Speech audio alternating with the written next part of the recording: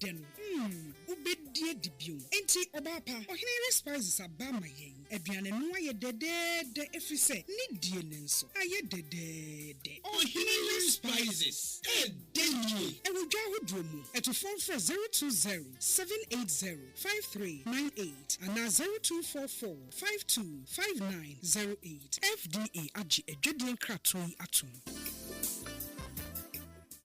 Ma yema etiefo akwaba kwansonko so ne na wona se ne twan homa onya ya na yekoda aboafo nso ase ye hyensem no ase ede amawana yedi efri amamuomu entotoye sede ho nsenkaye asibi ejina na ankane osoafo ana wono ewo Ministry of Finance na oye State Minister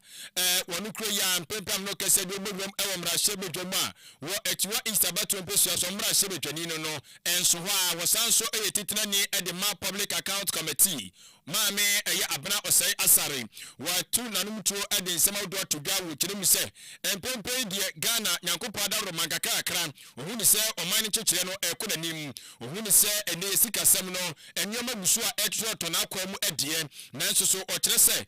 efri baabi ene ko wie baabi ne sayo so ntino abanda da etwa mu kwa ye MPP aba mo hihye ye pa mo digu apono so ebie no eno aba ene busu a eso nanso obeba aban ya baso so oba hihye no so busu a wo shemu ekna ama nyoma ekonanim wasi mpempade ba ko wosuro pa kese ene se yenim se IMF International Monetary Fund for ene kura Ghana ye pachi ewosikasam tutuye mu no wose nkrofo yi eja ya jeje mu no muso ene ye ne IMF fiti ase ni mo no omutim tutu nyoma kama tutu wa bra IMF for eso yasene na mmom mu jaye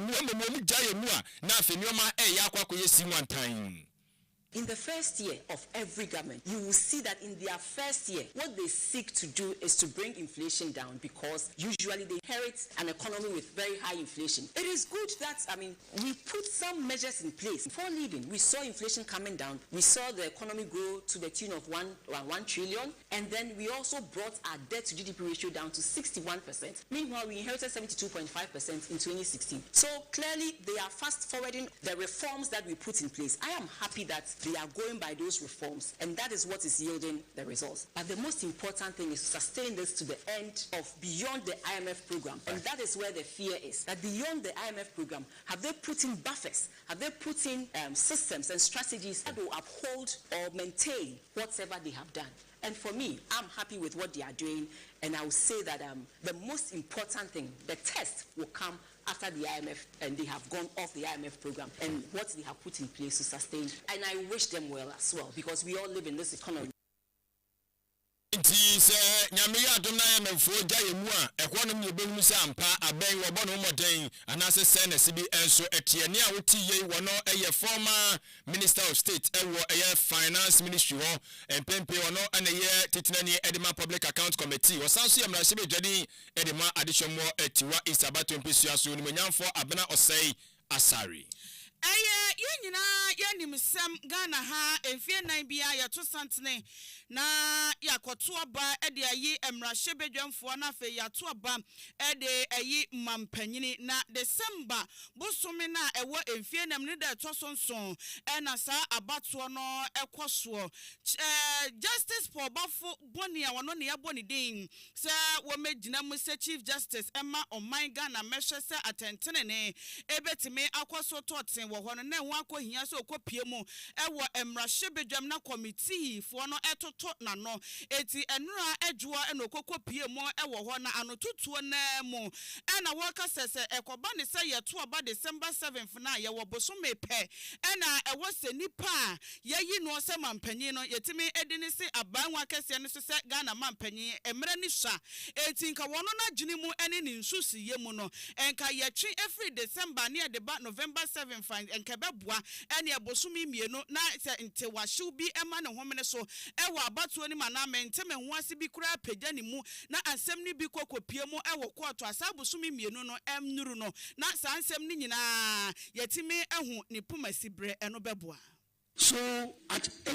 most of these forums on fora where we discussed the elections in Ghana, we came to the conclusion that it should be possible to have the election petition concluded before the 7th of January, the inauguration day. And the first suggestion that came was that we should have the elections on the 7th or the 8th of November. If we have the elections on the 7th or the 8th of November, by the 10th, results would have been declared. If we have the results declared on the 10th of November, we have 20 more days before even November ends. Then 31 days of December. Then 6 days of January, making a total of 57 days. Assuming we want to stick to even the 42-day window provided by CI 99, we can have the election petition filed, responded to, and everything tried within the 42 days because we have 57 days.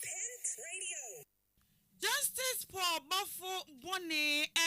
Chief Justice nominee Nene Ena Yati. Na enroda wabra o trentrini ni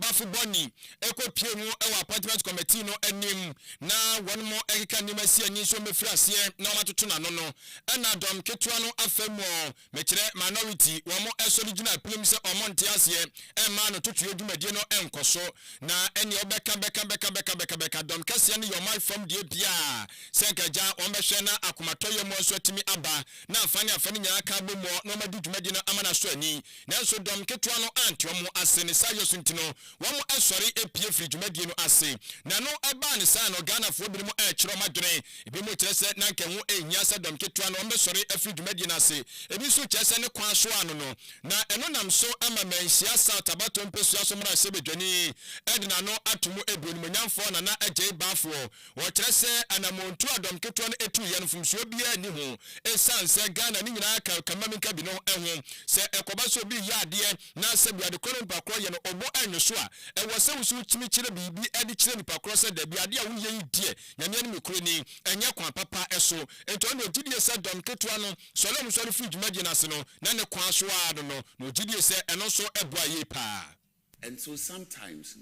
deciding to stay away so that there will be peace is maturity. And that is exactly what we did yesterday. The two sides, we had discussions. We found a way to reach out to them. Now look, take it easy. Let us have the opportunity to participate freely in the process. You would have your way because you have the numbers. But if we don't have our say, if we are gagged, it does not augur well for the whole process. But it looks like when we came back, they were determined not to change. When we came back, you heard Honorable Ayariga repeat that he was going to object to every line that the minority leader was going to say. Look, until the minority leader says what he wants to say, you wouldn't know what he wants to say, right? And so it is after he says what he wants to say that you take exception to it, for which reason you raise your objection. Therefore, why don't you allow him to finish? If you have any reservation, you raise it. After all, in the instances where the chairman accepted the position of Honorable Ayariga, didn't we all hear him say that what Honorable Ayariga had stated, he was expounding it? He stated so. Therefore, the outcome of any favorable objection is a comment being expunged, right? That being the case, you should or you could have allowed him to finish. Abusuafo panyina otine nkan wono menhia South Abato mpesu asomra sebedwani onimonyamfo nana bafo na otine nkan eno Yetwa kasiane so ediamamo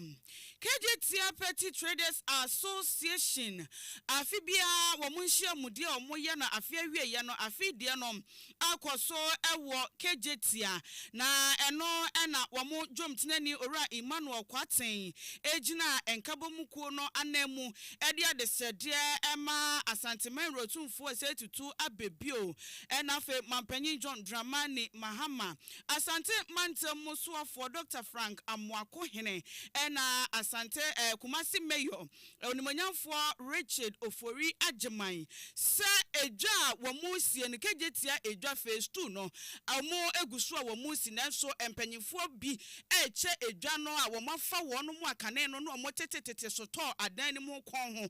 ena womode eja ne ema afoforo enu nti ena omode adesede ema empanyimfo kuku dami se adawuruma womumra mu no no mo meka bi emfa emma wo mo sanse panyimfo se wanya bibia ma wase ase bi yenya mo no kro no abra wo mo etu wo mo edi free dwan mu kan se wo mo ye ensiesie no nokura ne nyame anim ahokyere wo mo afamu no ebro so eti se ekoba ne se mo kyekra na ma wo mu bi na mo de ma afoforo de a ha adwene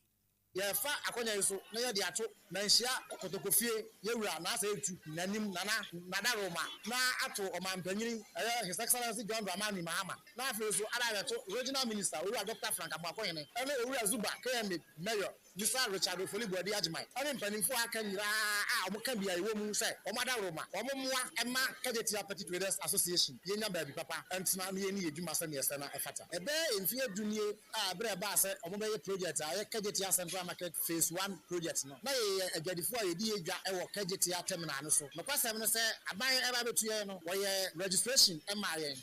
yenyina yenya agidie ni arehemu se yewie dwumadie na ye besan ababa no kwasem ye no yenua no mu bi enya akonya ebai na so yemudo do no a na enya akonya ewo trabre no emu ye be so mpanimfo no se omada Roma Phase 2 ye omuguso ye omu esie omu wi a omu ncha omu ni ma ye Kejetia Petty Traders Association isan se ye hwe a yenua no ma ye maame mo mrewafo sabi nusia akunafo nyanka single parent ahodo a omo edi edwa a besisa mre wie ye omo nya ba bia ntena na sabi yaku sabi aburu enkwanchen na omo titi a omo edi omo djuma ensu otu a omo tim awie aba omo tim kai kwa na eba betwa fa omo so a na ne nyina no enya ade a eye asempapa enu nti ye to mpanimfo anim so omada Roma nyankopon ye adom no omo wie next phase na omo ncha omo ni emehwe ekuo a ye Kejetia Petty Traders Association. Ora Emmanuel Kwate eye jomtinani Emma Kejetia Petty Traders Association. Na ewia pem to bra kan kase bo ene yede eso wo Pent Radio 100.1 na wo ensamfufro enso emu no abedwaku a wo mo ene hwe agudie dwumadie ne ntotoye eso wo memu eye Ghana Gold Board na wo mo cheso matimi abomode etua na mo na we eye Gold Board Task Force wo mo ne National Security for ene wo mutu sa na moyi enam so amade hye makomako aduonu enum 25 wo mo nsa koso mu se kabo wo chese Ghana fo kan wo sanso na nkrofo bi amufro mo man so abewura mo wo mam so mba bebu pa wo mo so eka ho ebi na ombo no fese mo maye ne se mo na nkoti kwan so di agudie hu dwadie wa abra ya bo obia kokose opese odi agudie hu dwadie o Ghana anoma bomodi ko hu eye Ghana Gold Board fo no mo entim otumi krata ne du djumadie se de se ne fata na so nkrofo yi agunu agoma suma chese soa aswoden huhum agbawura wo mo ade mo pe eye de mo epe na eno nanam so ema sa na moto ko so a ene enu ada wo semtofo nchiam dwumadie ase ena deputy CEO edema Ghana Gold Board eye owura Richard nuni pebu wono ede etudwa echiremu ese sa na motu a wonom etuye no ogidi ese betimi aye nyinaso ayadesuade enso de ama adehye ebinemo na wotena bie no se so aboti mposo peso odi agudie hudadie no akwagi tumi krata ne ese so mu a ene na chese wara no chese we wo mko chi wo mo ewo dome pilatu ena afeso no eye achimota empatemu wo enkrabupuni mantem. Follow weeks of intelligence-led surveillance and coordinated enforcement operation aimed at protecting the Ghana growth trading regime and strengthening accountability and compliance across the value chain. This decisive operation underscores Gold Board's unwavering commitment to upholding the law, sanitizing the gold trade, and ensuring Ghana's gold trade is serving the best interests of its citizens. All citizens and stakeholders are strongly urged to verify the legitimacy of gold dealers, buyers, and exporters through the official Gold Board or visit our offices and ensure that they confirm, particularly for foreigners who come into Ghana and engage in the trade of buying gold without the necessary due diligence on whether or not they are qualified to engage in the trade and in what capacity they could or can engage in those trades. The Gold Board will want to state once again that we are highly committed to ensuring full compliance with the legislative environment established by Act 1140. Adishimama opanyina atene nkan eye deputy CEO edema Ghana Gold Board eno eye owura ne de ede Richard nuni peku ena otene nkan no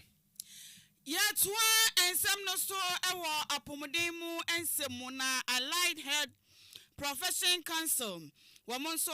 ɛka ɛyɛ apɔmuden adwumakuo nkabɔmukuo no ɛho bi wɔn de ato dwa sɛ wɔn mma bi wɔn kwagyegye nteteyɛ na ɛnka wɔsɛ mpɛmpɛn wɔn nya adwuma ɛyɛ no ɛkame ayɛ sɛ unemployment ni bi aka wɔn amadodoɔ na ɛna titi fie mu bɛ mpem aduasa 30,000 ɛna titi fie a wɔn anya adwuma nya wɔn nso adwuma wɔn yɛ ɛde boa apɔmuden adwumakuo no ɛboa ɛso ani paa ɛnka wɔsɛ yɛ mo makwanya ɛwɔ apɔmuden adwumakuo ahodoɔ no emu na so sese no asɛ aban na hyɛda ayi nani ɛde afiri wɔn so enti wɔn srɛ sɛ aban na ɛnhwɛ na wɔn titi fie a wɔn nya adwuma nya yɛ no wɔn pɛ baabi na wɔn fa wɔn ɛnhyɛ ɛno akyi no ɛna wɔn registrar Dr. Shirazu Isihaku eka sɛ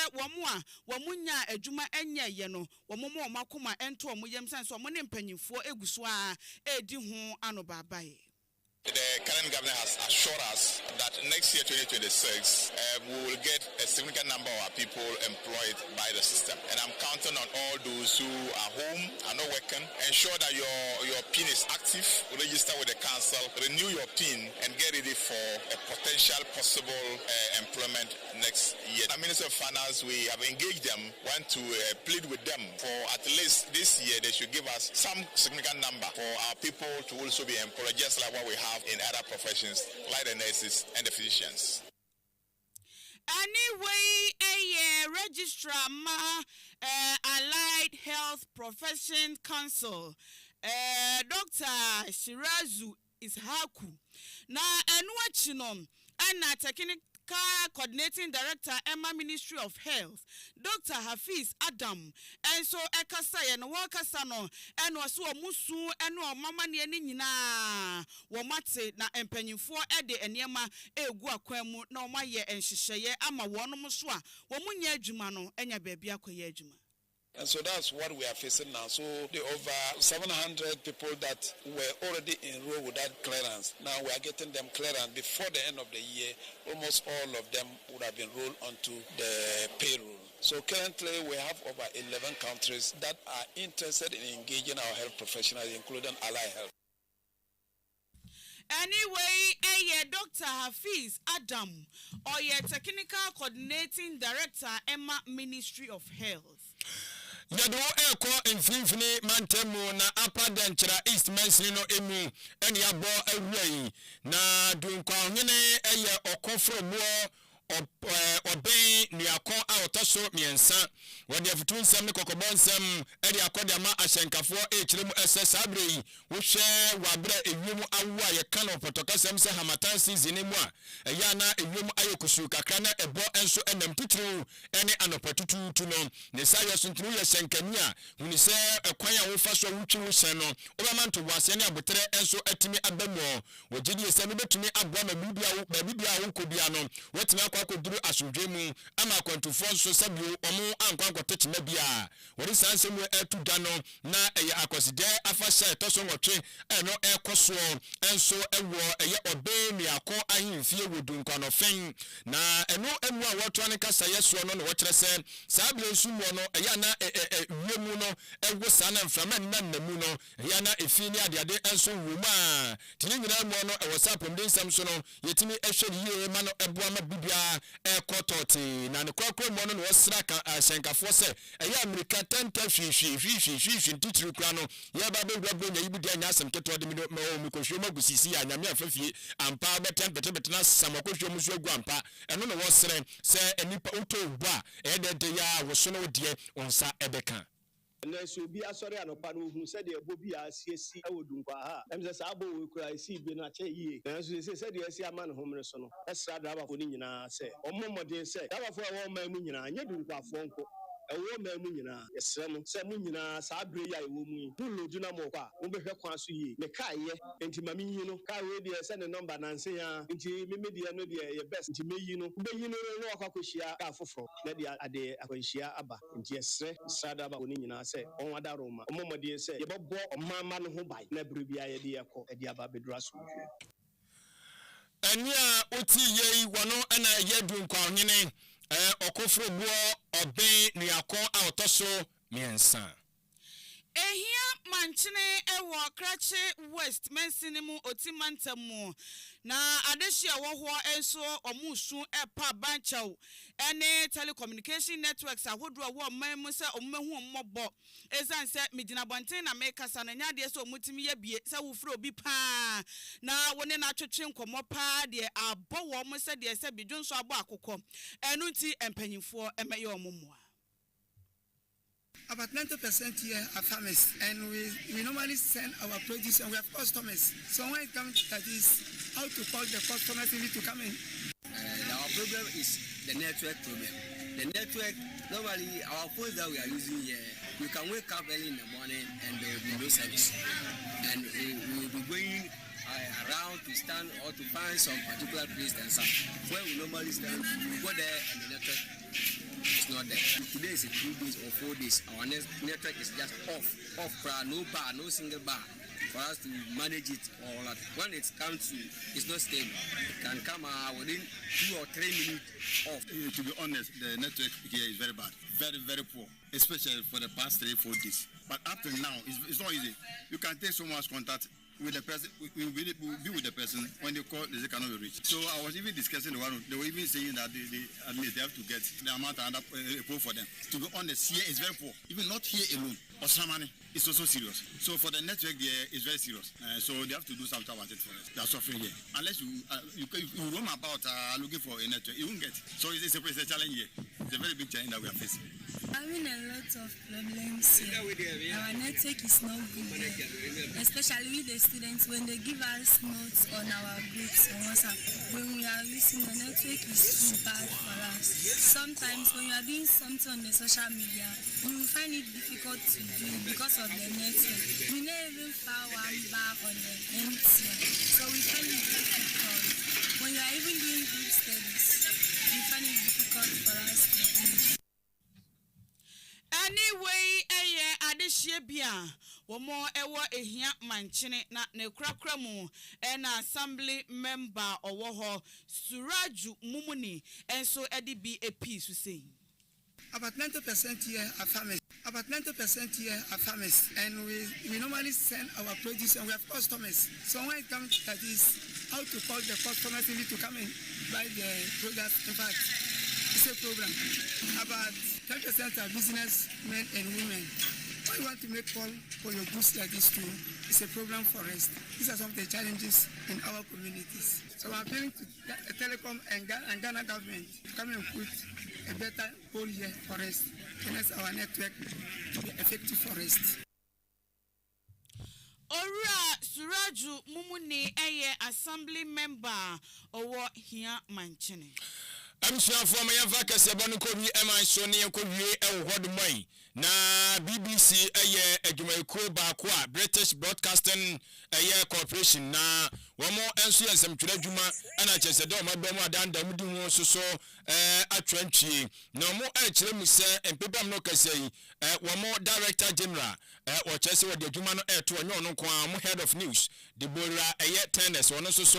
Chelsea, what the Jumano Edia to the more. Na wabra wanum ekwino ena ja omo ye so mbene adwumayefo no bi mo betimi edin komo kakra na omo so akire ni so de ede akire eye adwumayefo no na eye team Davi ene maame Deborah tennis ene adwumayefo no twetwe komo no ena omo ekire so mbekọ so a ahye adwumayefo no nkunan so omo emo ba mu omo go so ani omo dwumadie sede sena efata na de ntia omo kasa asem we nyina ene se US man panyini Donald Trump some no kase ene wode kokobon nsem de mu apie ede akode ama saa nsamtwe adwuma ekuo ise wobetabu omo ede omo kwakopiem e wasendibia na siwa wosi wo mo no ene sika wo hwe anim se ne nsa beka de free nsamtwe adwuma ekuo mu no esom Ghana dabiwe kwa America dollar no 1 billion ene wo hwe anim se ne nsa ebeka de free mo nti eno ena ja adwumafo mpanyifo mdom de bia tuwe esu se wanhwa ne de hu bobi aba besoe adwumafo no so amane ise de omo ka omo nsem no se de sene fata no bia omo ankwa ankoka no saa na eso so opanyini no ne din edit team kyerɛ mu sɛ mo maba mu adwumayɛfoɔ no nkɔso a mo adwuma na de nya ne so da ne de nya adwuma na mo yɛ no omu ne sɛ ɔmo yɛ ne kwan so obiara ni wɔde mu a obetimi enso so ayɛ ɔmo bibibia enti ɛno nso ensɛm ne ho amanepɔ enso ɛyɛ ade a edi ɛyɛ agyenkyekye pa Adishia Kasiano esi na ensem no de edi mo akotene ebi ene se Ankane eye oswafo ana oja ohye oman dwumadie ne ntotoe so ewo finance ministry eye maame abena ose asare okyerem se sisia ne de oman economy no nyoma edida na akwam kakaka na ni nyina mu no ogire se ayemefo kan mo kan hu ne ntia mu gyae mu se kukuro no achi no de beba na wono de wogusu a wosere ho mpae Justice Paul Bafo Boni edi atudwa se abatu a yeto no maimu a yeto no December 7th no ebeya enkaye ntwimra November na dom keto wobra shebe dwom nom so guso mu e defend de entia nra enam so ema eye orura Bafo Boni yetoto na no omanya sisie antra moto so andi eye enkomo no enso ebie KJT Petty Traders Association so sempanyimfo se KJT market no phase 2 no empanyimfo mo baby pa entina na Ghana Gold Board for cheso monsa sonkrofo makomako aduonu enum pa achi ni nyina so mafakoti kwa so na agudie udwadie omudi ewo mayimu ensem we afoforo pika hom na samufo se mu na yetena sede so mu se original ye kase ewo Pent Radio 100.1 kase ni mu aseda kase enkoma ohenere spices na ohenere non dairy powdered mokomada uruma na omobo ye chidom ohene benya ko na esa nsem num osan betina fidie na chinchim fidie no funum abobo ne no eka ho ede mayense KOK adama ene ekopie mu ewo entintan fidie no eso akenkanfo amote ye ne kase yi mu eyeme maame ajoa ahenkra ka chire me ne adwen pa hene kofi mensa adwene papa na papa ndi wanimukan